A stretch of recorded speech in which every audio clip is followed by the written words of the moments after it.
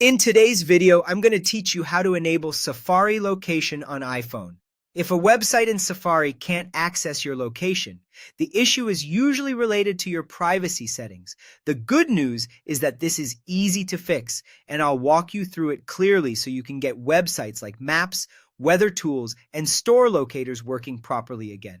Start by opening the Settings app on your iPhone or iPad. From there, scroll down and tap Privacy and Security. Next, tap Location Services. On this screen, make sure Location Services is turned on. If it's off, Safari and other apps won't be able to use your location at all. Once Location Services is enabled, scroll down through the list of apps and tap Safari Websites. This setting controls whether websites opened in Safari are allowed to request your location. Choose while using the app. That setting allows Safari to access your location only when you're actively using it, which is usually the best balance between functionality and privacy. You'll also see an option for precise location. Turn that on if you want websites to use your exact location instead of a more general nearby area. This can be especially helpful for navigation, local weather reports, and finding nearby businesses. If you've already enabled those settings and a website still can't access your location, the next step is to check Safari itself. Open Safari and go to the website that needs your location.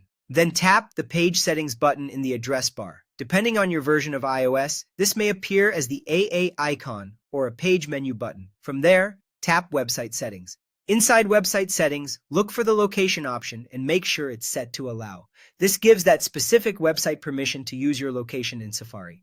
After changing it, reload the page if needed so the site can request your location again and update properly. If the location option is missing or grayed out, there may be a restriction enabled through screen time.